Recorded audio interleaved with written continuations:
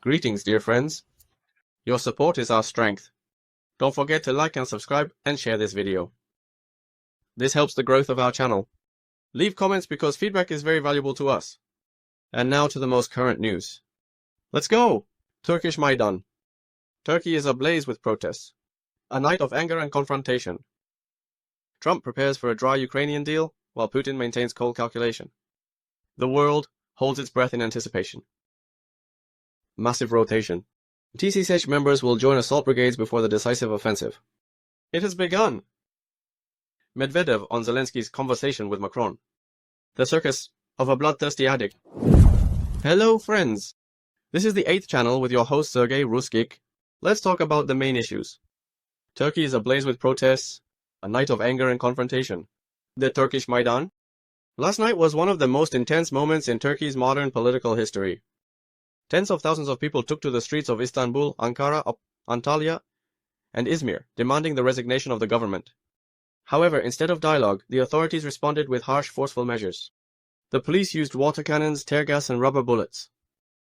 The immediate catalyst for the protest was the arrest of the main political opponent of President Recep Tayyip Erdogan. Many viewed this move as yet another suppression of dissent in the country. We are tired of dictatorship. Erdogan, Moscow, chanted the demonstrators at Taksim Square in Istanbul, where the clashes were the most intense. Experts agree that there is currently no threat of a full-scale coup similar to the events of 2016. The lack of clear external support for the protests, often referred to in Turkish media as Soros influence, well, you remember what a scoundrel Soros is, indeed reduces their potential. However, even local protests damage the reputation of the current government. Political analyst Ahmet Yolbaz stated that Erdogan is facing the classic dilemma of an authoritarian leader. Any forceful suppression of protests increases public discontent, while concessions may be perceived as mere weakness. For now, the authorities are controlling the situation, but social tension continues to rise. The economic crisis, inflation, and restrictions on civil liberties create the perfect ground for new protests. The question remains whether Erdogan can maintain balance or if the country is awaiting a new turn of political instability.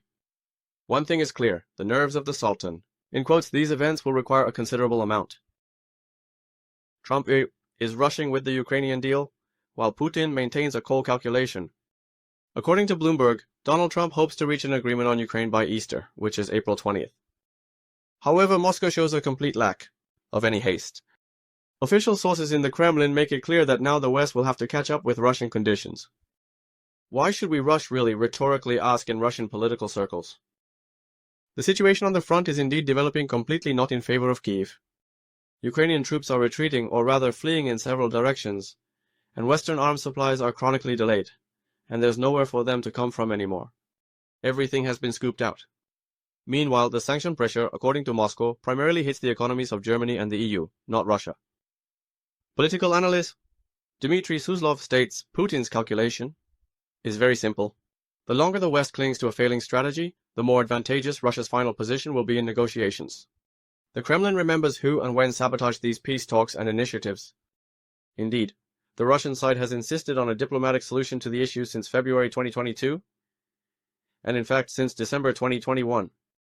However, as noted in Moscow, it was London, Washington, and Paris that persuaded Kyiv to continue active military actions.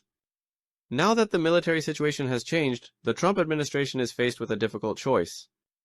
First, to continue supporting Ukraine, risking new defeats.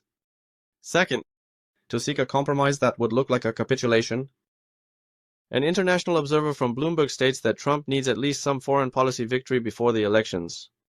But Putin is clearly intent on making the West pay for 2 years of strategic mistakes. While Washington frantically searches for a way out, Moscow calmly observes the unfolding events. As the saying goes, now eat and don't make a mess. A large-scale rotation. TCC personnel have reinforced the assault brigades before the decisive offensive. Volodymyr Zelensky signed an order to transfer employees of the Territorial Recruitment Centers, commonly known as TCC, assault units of the Armed Forces of Ukraine, According to the document, from April 15 to 20, personnel from the territorial recruitment centers from all regions of Ukraine will be sent to the front line to zero, to reinforce the strike brigades before the planned, supposedly offensive. Wow, it's amazing how.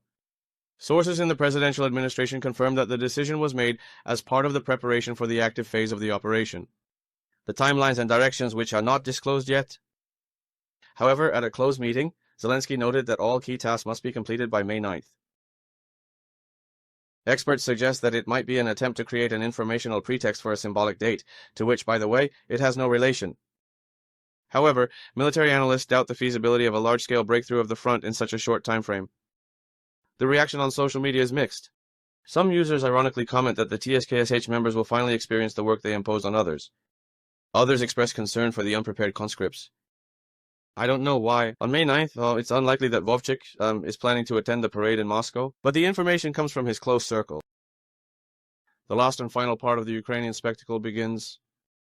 Happy for the guys from the TCC. They will finally end their miserable existence as heroes. There is no official comment from the office of the President of Ukraine yet. We can only wait for developments and keep an eye on the calendar. Medvedev on the conversation between Zelensky and Macron. The circus of the bloody drug addict.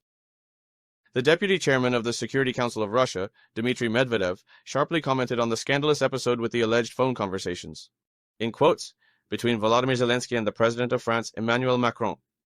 In his Telegram channel, the former president of Russia called the situation a circus of the bloody drug addict, and accused the Ukrainian leader of blatant clowning and deception. Who made the call is unknown. The reason for Medvedev's harsh reaction was a video fragment where Zelensky demonstratively interrupts the conversation, in quotes, with his French colleague with a phrase. Hold on a bit, I'm busy right now, I'll call you back. This is not diplomacy, but a cheap little show, Medvedev stated. The French remain silent, their foreign ministry doesn't croak anything, and that's exactly what the clown needs. Trump scolded him, but he humiliated the Macrons. In his post, Medvedev reminded that Zelensky has already been caught. Similar awkward situations on the international stage. For example, during the meeting with Donald Trump in 2019, when he effectively refused to discuss aid with him. So Ukraine. Well, to hell with it, that Trump fiercely scolded him in the Oval Office. But he humiliated Macron in front of everyone, like the last fool, wrote the deputy head of the Security Council. The fate of millions in the hands of a clown. Concluding this post, Medvedev noted with bitterness that this degenerate is responsible for the fate of millions of people in the territory of the former Ukraine. It's all sad, he summarized.